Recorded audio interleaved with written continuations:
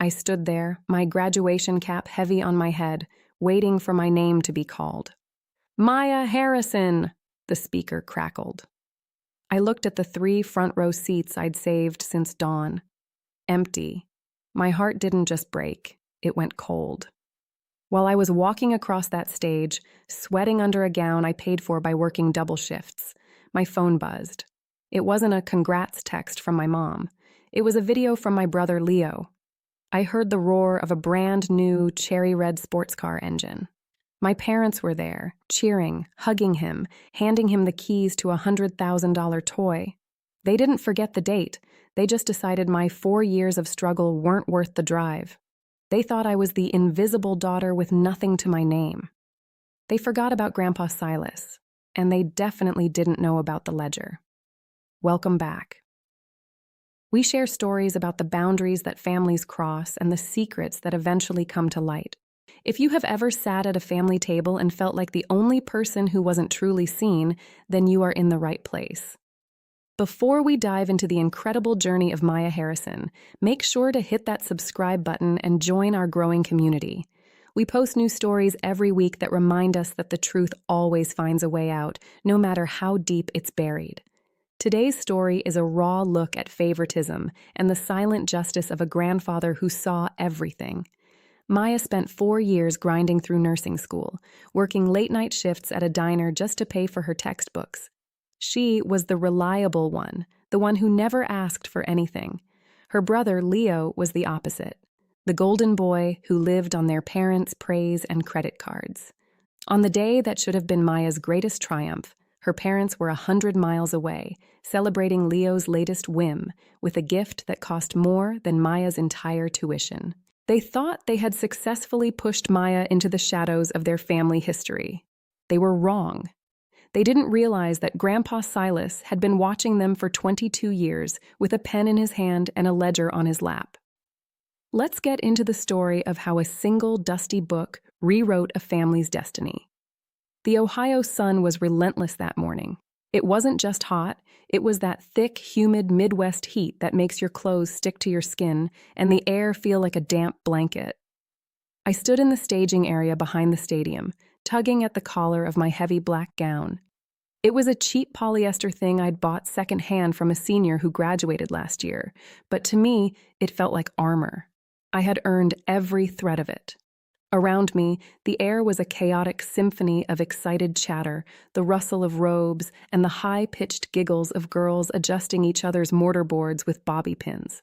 I kept my eyes on the stadium entrance, my neck aching from the constant scanning. I had told them. I had told them 6 months ago.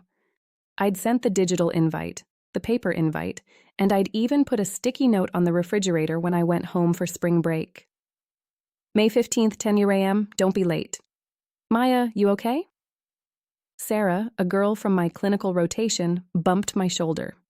Her face was flushed with joy, her eyes darting toward the stands where her entire extended family was waving a giant cardboard cutout of her face. Yeah, I forced a smile that felt tight and brittle. Just the heat. My parents are probably just stuck in traffic near the interstate. You know how the construction is on I-71. The music started, that slow, rhythmic pomp and circumstance that makes your heart beat in time with the drums. We began the march. As we entered the stadium, the roar of the crowd was like a physical wave. I looked toward the front row, Section A, seats 4, 5, and 6. I had arrived at 6 a.m. to place reserved signs I'd printed myself on them. Empty. The bright orange plastic of the stadium seats stared back at me like mocking eyes. My heart did a slow, painful somersault. Maybe they were just parking? Maybe they were at the wrong gate? I kept my head high as we filed into our rows, but my vision was starting to blur at the edges. I spent the next hour listening to speeches about bright futures and the road ahead, but all I could focus on were those 3 empty seats. Every time someone walked down the aisle, my breath hitched, hoping to see my mother Sarah's floral dress or my father Robert's stiff Sunday suit. Nothing. Then came the names. The line moved forward, a conveyor belt of achievement. When I reached the stairs of the stage, my palms were sweating. The announcer's voice boomed through the speakers. Maya Elizabeth Harrison, Bachelor of Science in Nursing, magna cum laude. I walked across the wooden planks. The dean shook my hand, his palm dry and paper thin. I turned to the crowd for the traditional photo. I looked exactly where they should have been. I held that smile for 3 seconds, the longest 3 seconds of my life, waiting for a flash, a shout, a wave. Silence. Well, not silence. The crowd was cheering for the next person, but for me, it was a vacuum. I walked off the stage, my diploma folder clutched so tightly against my ribs that the cardboard edges dug into my skin. I sat back down, and that's when my phone vibrated in the hidden pocket I'd sewn into my robe. I shouldn't have checked it. I should have waited. But the hope was a terminal disease.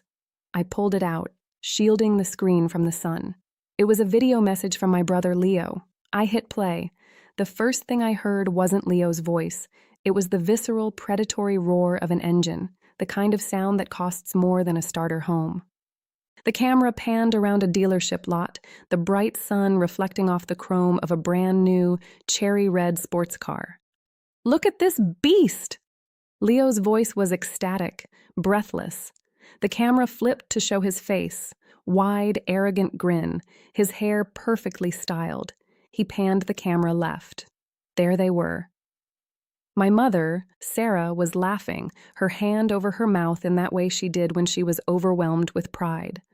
My father, Robert, had his arm around Leo's shoulder, his face glowing with a satisfaction I had never seen directed at me. "He deserves it, doesn't he, Rob?" My mother's voice chirped in the background, clear over the idling engine. A reward for all his hard work. "Top of the line for the top, son," my father boomed, handing Leo a set of keys with a leather fob. The video ended with Leo revving the engine again, the sound drowning out the distant congratulations being shouted in my own reality. I looked at the timestamp on the video. 10:15 a.m. The exact moment I was walking across the stage, my parents were a 2-hour drive away, signing a title for a car my brother didn't earn with money they said they didn't have for my tuition. They hadn't forgotten. They hadn't been stuck in traffic. They had chosen. I sat there, a ghost in a sea of graduates. My reserved signs in the front row were being sat on by a stranger who had moved them to the floor. I felt small. I felt invisible. But as I looked at that red car on my screen, something else started to move beneath the hurt. A cold, hard clarity. They thought I was the one with nothing. They thought I was the one who was easily overlooked. They had spent 20 years balancing the family books in Leo's favor, but they didn't realize that Grandpa Silas had been keeping a much more accurate set of records. And his ledger was about to balance the scale. In our house in suburban Ohio, love wasn't a feeling. It was a line item. It was something my parents, Robert and Sarah, allocated with the same cold precision they used when balancing their monthly checkbooks. But the math never favored me. There are 2 types of children in families like ours, the investment and the utility. My brother, Leo, was the investment. He was the golden boy, the one with limitless potential, the one whose every minor achievement was celebrated like a national holiday. I was the utility. I was the reliable model, sturdy, quiet, and expected to function perfectly without any maintenance.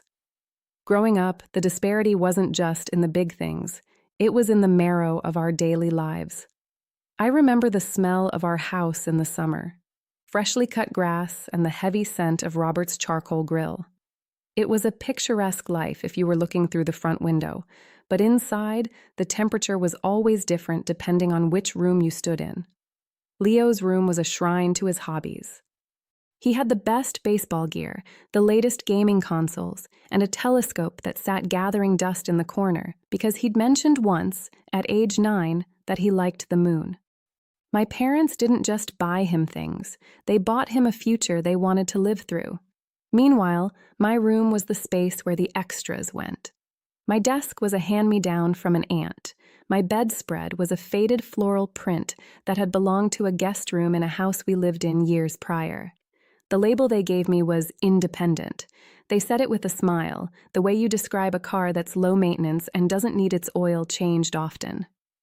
Maya is so independent, Sarah would tell the neighbors while she sat on the porch, stitching a patch onto Leo's expensive travel team jersey.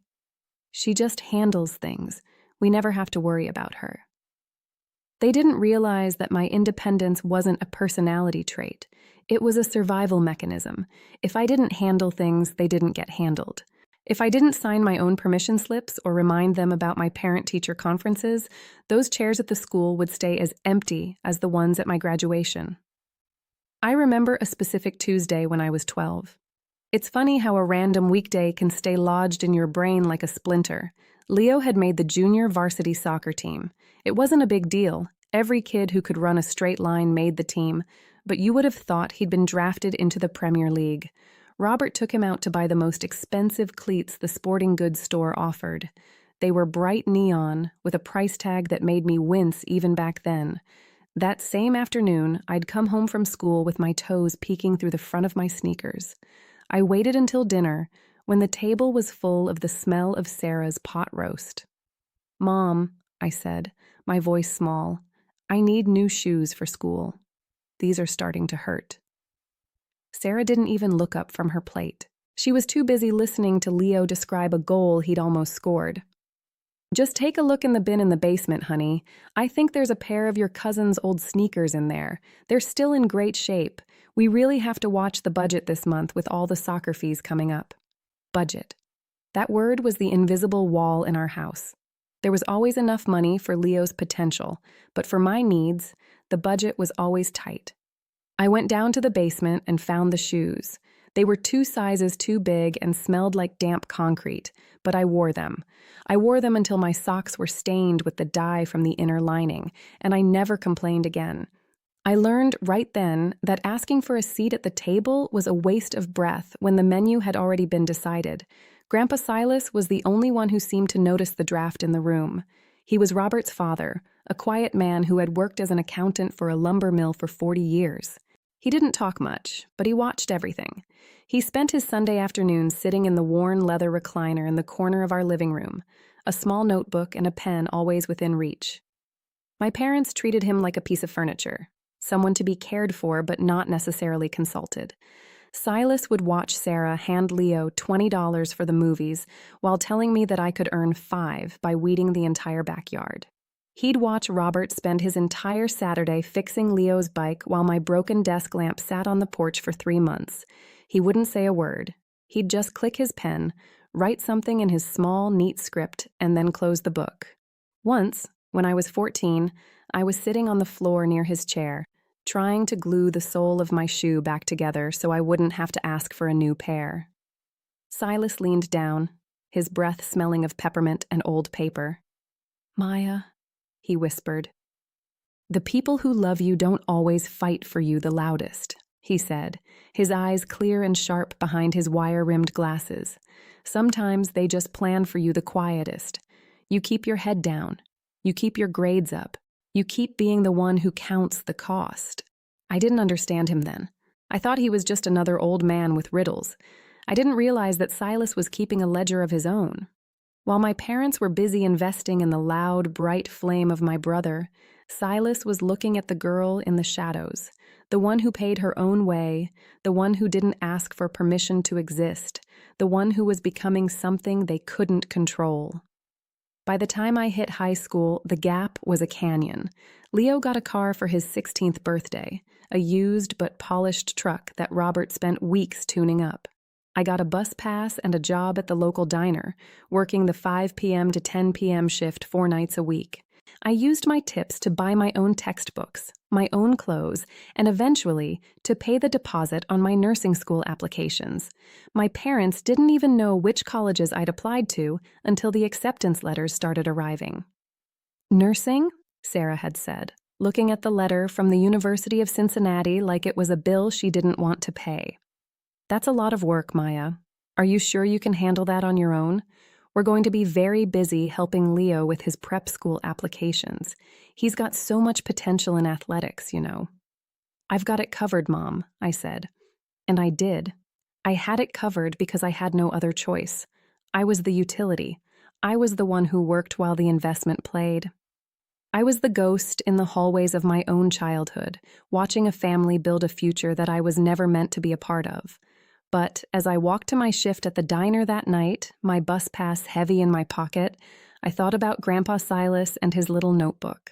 I realized that while Robert and Sarah were balancing their books with Leo's name at the top, I was finally learning how to write my own story, $1 and one ignored accomplishment at a time. The drive back from the university was the loneliest 2 hours of my life. My old 2008 Honda Civic, which I'd bought with tips from the diner and a lot of prayer, rattled every time I hit 65 on the interstate.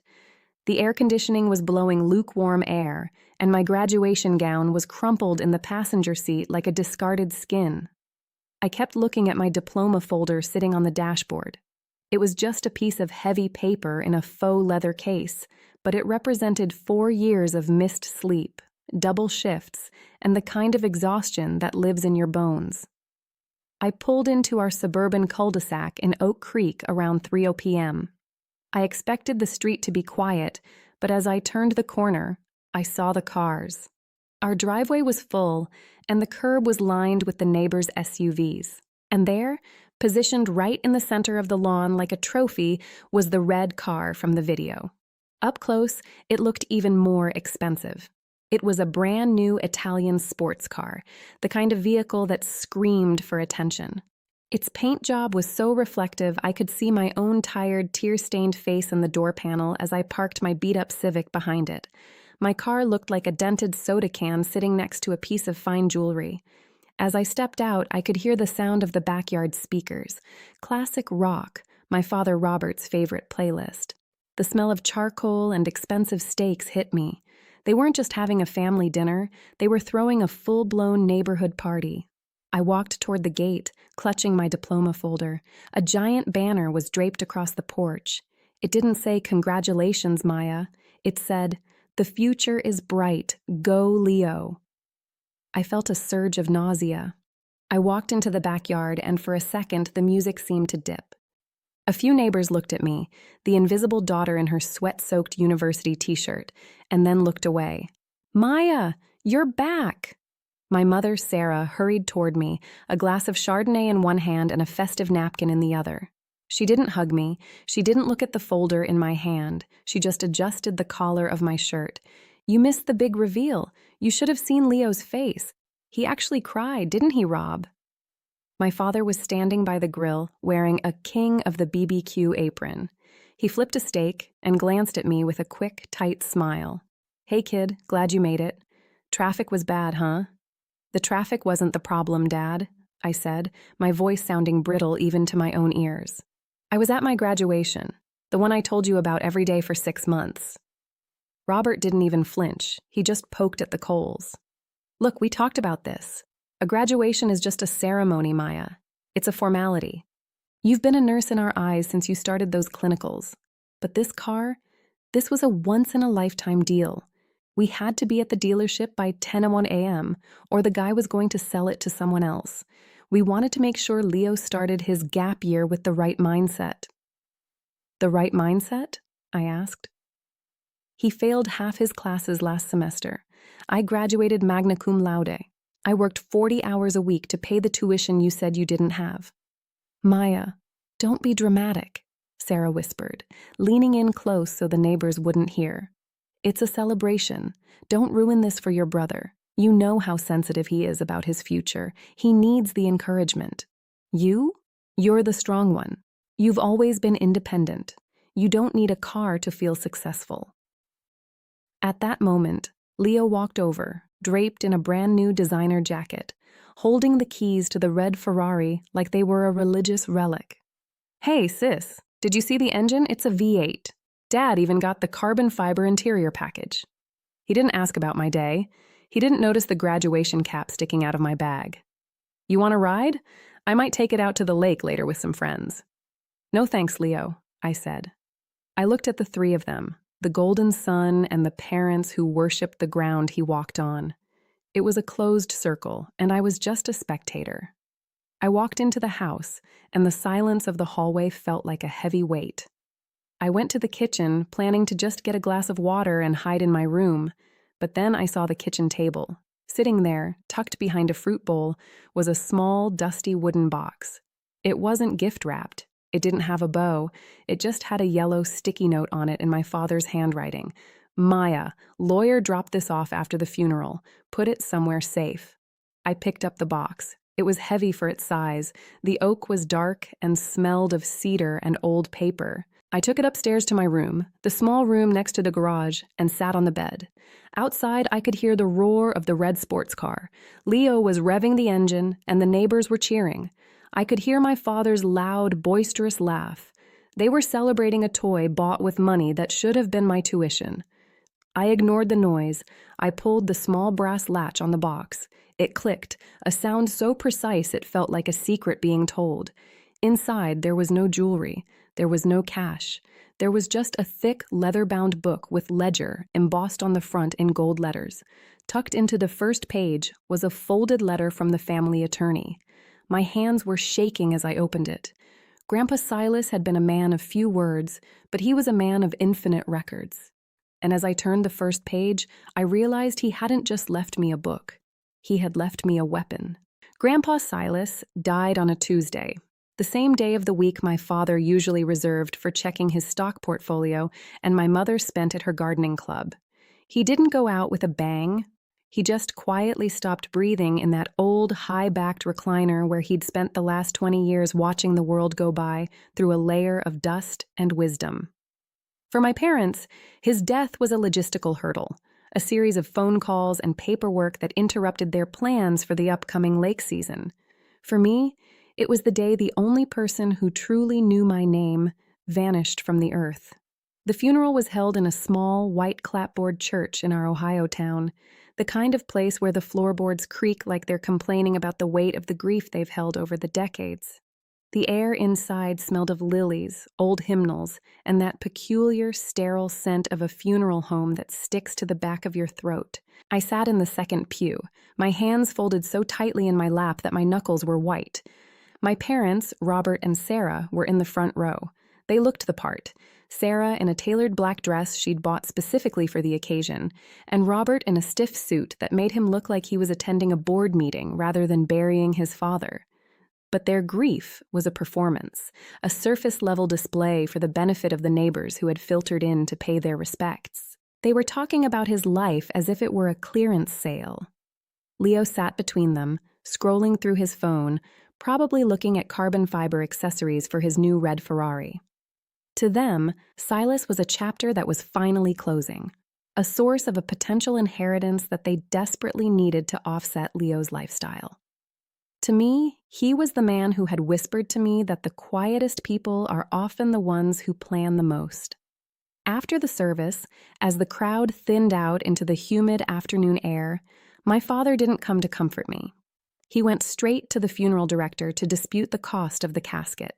I stood by the freshly dug grave, the Midwest wind tugging at my hair, feeling like an orphan even though my parents were standing 30 feet away. Maya?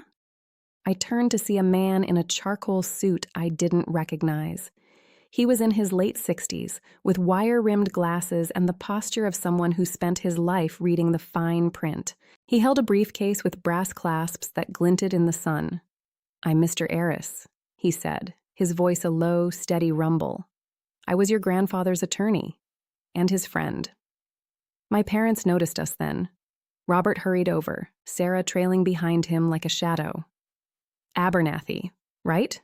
Robert said, extending a hand that was more of a demand than a greeting. "We were going to call your office tomorrow. We need to get the deed to the farm and the keys to the safe. I assume you have the inventory ready?" Mr. Eris didn't take the hand. "The estate is being handled according to Silas's final instructions, Mr. Harrison. Most of it is straightforward. The house will be sold to cover the outstanding medical debts, as you expected." Sarah let out a long, audible sigh of disappointment. "I knew it. The old man lived on a fixed income for years. I told you there'd be nothing left but the mortgage." "However," Mr. Eris continued, his gaze shifting directly to me, There was one item that was not part of the general estate. Silas left specific instructions that this was to be given to Maya, and only Maya. He reached into his bag and pulled out a box. It was oak, about the size of a hardcover book, with a brass latch that had gone slightly green at the corners. "Hand it over," Robert said, his voice losing its funeral polite tone. "I'm the executor. Everything goes through me." Mr. Aris stepped between my father and me. Actually, Silas established a private trust for this specific delivery. It exists outside the probate estate. I am the trustee for this item, and my instructions are clear. He placed the box in my hands. The wood was cool, smelling of cedar and old paper. I felt the weight of it, not just the physical weight, but the weight of 20 years of Silas's silence. "Don't embarrass yourself, Maya," Sarah whispered, her face tight with a fury she was trying to hide from the remaining mourners. "It's probably just his old coin collection or some sentimental junk. Bring it to the car. We'll inventory it with the rest of the things." I looked at her. I looked at the parents who hadn't attended my graduation because they were too busy buying a car for their investment son. "No," I said. It was a small word, but it felt like a mountain moving. "Grandpa left this for me. It's mine." I walked away from them, clutching the box to my chest. As I drove away, I saw them in my rearview mirror, Robert gesturing wildly at Mr. Aris, Sarah standing with her arms crossed, and Leo revving the engine of his Ferrari, ready to leave the cemetery behind. They thought they had seen the last of Silas's accounts. They had no idea that inside that box was a record of every cent they had ever stolen from my life. They didn't know that Silas hadn't just died. He had finally started talking. I sat on the edge of my twin-sized bed, the one with the squeaky springs that my parents had promised to replace 3 years ago but never did. Downstairs, the bass from the speakers was vibrating through the floorboards. I could hear Leo's loud, obnoxious laugh and the clinking of glasses. They were celebrating a Ferrari while I was sitting in the dark with a dusty wooden box. I placed the box on my lap. The brass latch was cool against my skin. With a deep breath, I flicked it open. I expected old photos or some sentimental trinket. But what I found was much heavier. It was a leather-bound ledger, the kind accountants used before everything moved to the cloud. Tucked into the front cover was a small, cream-colored note. The handwriting was unmistakably Silas's, small, neat, and precise. "Maya," it read. "They think the world is built on what people say. It's not.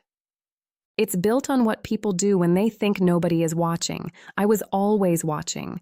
Don't let them tell you that you don't matter. The math never lies." I opened the first page. My breath hitched. Grandpa Silas hadn't just kept a ledger of his own business. He had kept a ledger of us. Specifically, he had tracked every single dollar Robert and Sarah had spent on Leo versus what they had spent on me, dating all the way back to the day Leo was born. The first entry was from 22 years ago. June 12th, Leo's nursery suite, $4,500. June 12th, Maya's hand-me-down crib from neighbor, $0. I turned the pages and the entries became a blur of pain and realization. Silas had been a ghost in our house, sitting in that recliner with his notebook, but he was recording the systematic erasure of my needs in favor of Leo's wants. He had listed everything. As I scrolled through the years, the numbers began to tell a story that words never could. My parents hadn't just been watching the budget. They had been diverting my share of the family's resources into the bottomless pit of Leo's ego. Every time they told me they couldn't afford my piano lessons or my soccer cleats, Silas had noted the exact amount they had spent that same week on a new gaming console or a summer camp for Leo. I reached the entries for the last 4 years. My nursing school years. January 2021, Leo's spring break trip to Cabo, $6,000. January 2021, Maya's night shift at the diner for textbook money, earned $450 in tips. The most recent entry was dated just 2 days before Silas passed away. May 10th, Robert and Sarah withdrew $110,000 from the family emergency fund. Purpose: down payment on a harbor blue Italian sports car for Leo's graduation. Note: they told Maya they have no money for her student loan interest this month. I felt a cold, hard knot form in my stomach. It wasn't just a car. They had emptied their emergency savings to buy a toy for a son who had barely passed his classes, all while letting me drown in debt. I pulled out my phone and used the calculator app, my fingers trembling as I added up the columns. I did the math twice, then 3 times, because the number was so large I couldn't believe it. In 22 years, my parents had spent approximately $642,000 more on Leo than they had on me. They had treated me like a secondary character in my own life. They had used my independence as an excuse to neglect me, while my grandfather had sat in the corner clicking his pen and documenting the crime. But the ledger didn't stop at just recording the past. I reached the very last page of the book. It wasn't an entry, it was a map. Glued to the back cover was a small, flat brass key, the kind used for a safe deposit box at a bank. Beneath it was a final note from Silas. The people who love you don't always fight for you the loudest. Sometimes they plan for you the quietest. Robert and Sarah think I have nothing left. They think the farm is in debt and the accounts are empty. They're right about the accounts they know about. But there is another set of books, Maya. There is a trust I built for the only grandchild who knew the value of $1. Take this key to the First National Bank in Chicago. Ask for Arthur Calloway. Tell him you're ready to balance the ledger. I sat in the silence of my room, the bass from the party still thumping downstairs. I looked at the red Ferrari, glinting under the streetlights outside my window. My parents thought they had given Leo everything. They had no idea that Grandpa Silas had been the one truly managing the family's wealth, and he hadn't left it to the investment. He had left it to the utility. I closed the ledger and locked the box. I wasn't crying anymore. For 22 years, I had been the invisible girl at the end of the table.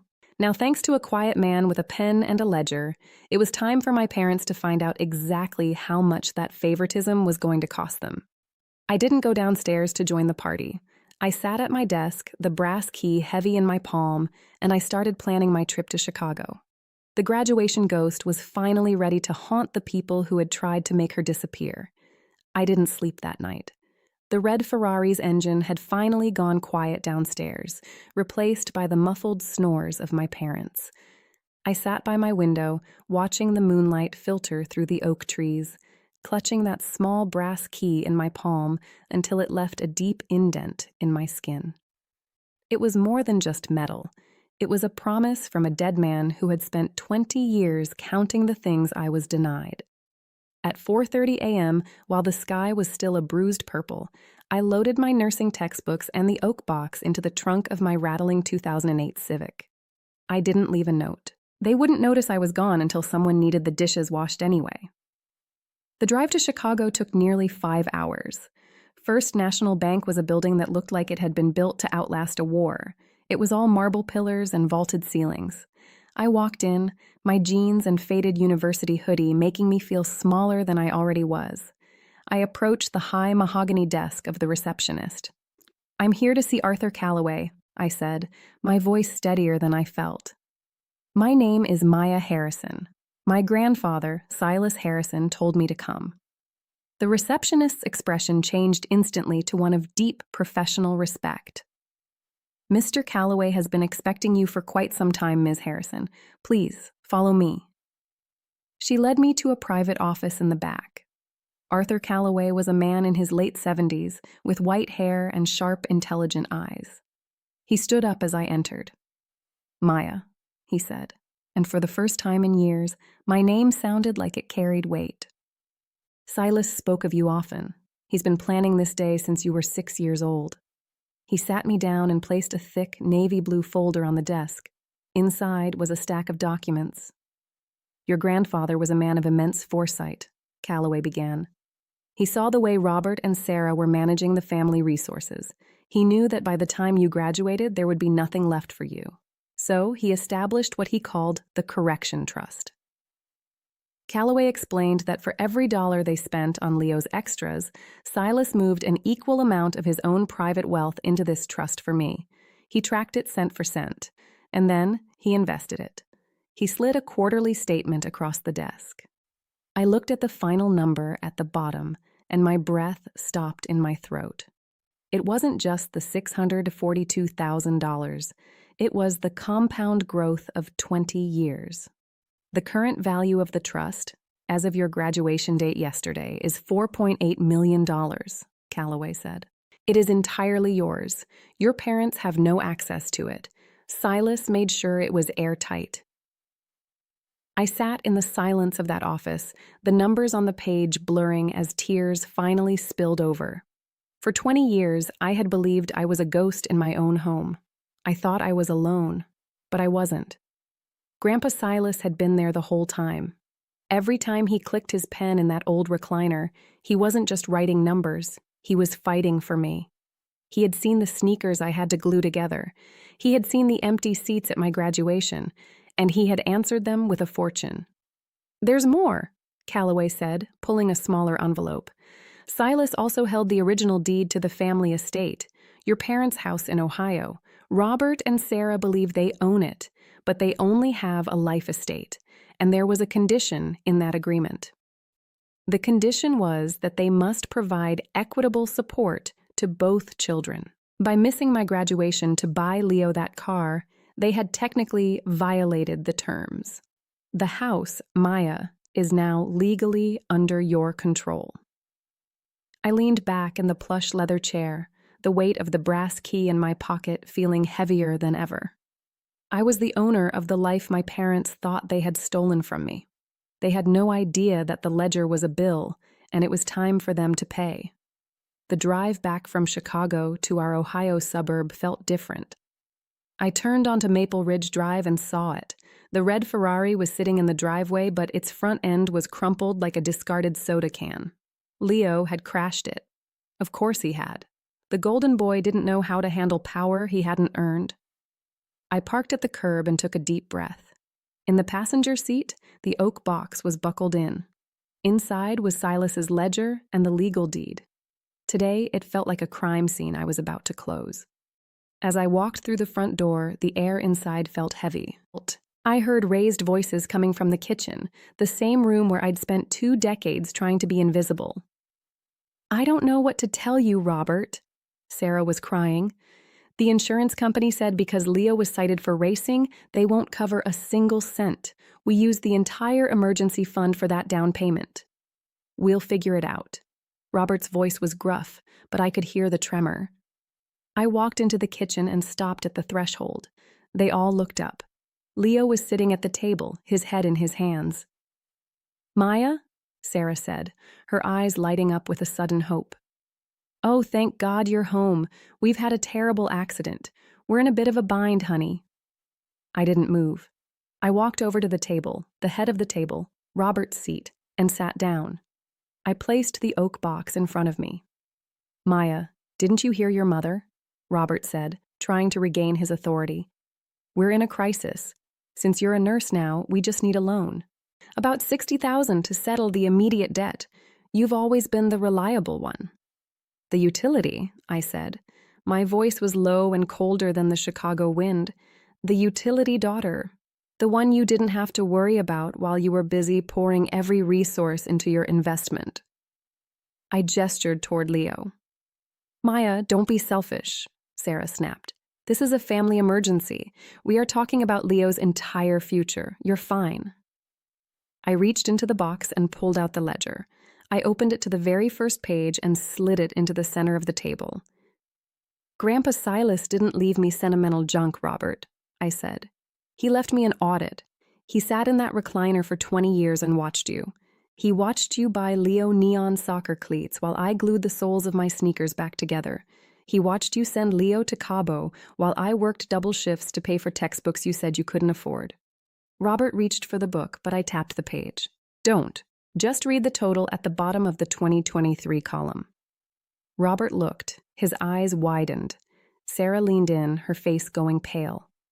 $642,000, I said. "That's the disparity. That's the amount of my life you stole to fund his. You emptied the family emergency fund to buy a Ferrari for a son who couldn't even pass freshman biology, all while telling me you had no money for my student loan interest. You didn't just fail as parents.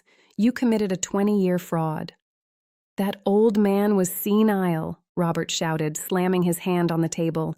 That's just a book of numbers. We gave you a roof over your head, Maya. You owe us.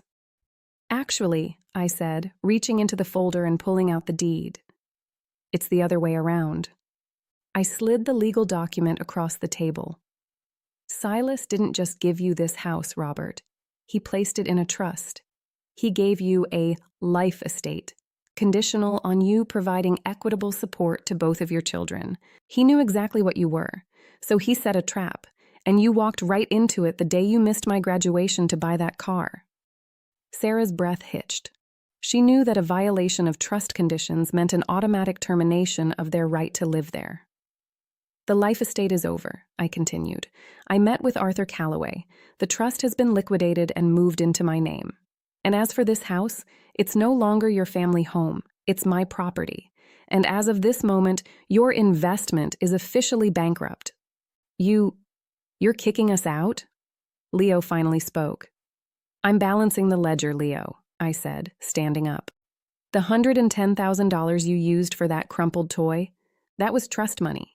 You will repay the estate every cent, or I'll have the bank file a civil suit. And as for you two, you have 30 days to find a place you can actually afford. Maya, please, Sarah began to sob again. We're your parents. You can't do this to us. You stopped being my parents the day you decided I was invisible, I said. You wanted me to be independent? Well, congratulations. You got exactly what you asked for. I walked out of the kitchen, the sound of my footsteps sounding like the final notes of a long, painful song. I went up to my small room, packed the last of my things, and walked out the front door. As I pulled away from the curb, I looked in the rearview mirror. The red Ferrari looked like a bright red wound in the driveway of a house that no longer belonged to them. The utility daughter was gone, and she was taking the light with her. Grandpa Silas was right. The math never lies. And today, the total was finally 0. The 30-day notice I gave my parents wasn't an act of cruelty. It was an act of final, cold accounting. Robert didn't fight me. He couldn't. Arthur Calloway's paperwork was a steel cage, and every exit was barred. They moved into a small 2-bedroom apartment in a part of town they used to look down on. I didn't watch them pack. I didn't want to see the investment son loading his salvaged belongings into a used sedan. The red Ferrari was already gone, sold for scrap and parts to cover the immediate legal debts he owed the estate. I took back the house on Maple Ridge Drive, but I didn't live there. It held too many ghosts of the girl who had to glue her shoes together while the smell of prime rib filled the hallway. Instead, I converted it into a local residence for nursing students who were struggling to pay tuition, a place where the utility kids could find a home, a scholarship, and a chair at a table where they were actually seen. I called it the Silas Harrison Foundation. My first day as a registered nurse was different than I had imagined. I wasn't the girl grinding through double shifts at a diner just to survive. I walked into that hospital with my head held high, wearing a pair of high-quality nursing shoes that didn't squeak, carrying the same sense of quiet determination Silas had modeled for 20 years. I visited his grave one last time before moving into my new apartment downtown. The Ohio wind was cool, smelling of fresh-cut grass. I laid a single lemon cookie on his headstone, a recipe from his favorite bakery. I balanced it, Grandpa, I whispered. He was right. Some people save your life with surgery, but Silas saved mine with a pen and a notebook. I wasn't invisible anymore. I was the girl who finally understood that the truth doesn't break a family. The lie does. And the math? The math never lies. Thank you for staying with us through Maya's incredible journey of justice. If this story reminded you that your worth isn't defined by how much space you take up at someone else's table, then our job here is done. Maya's story is a reminder that the quiet ones are often the ones building the strongest foundations. Don't forget to hit that subscribe button and join our family for more stories about boundaries, secrets, and the power of the truth. Drop a comment below. Have you ever had to stand up for what was yours? We'll see you in the next one.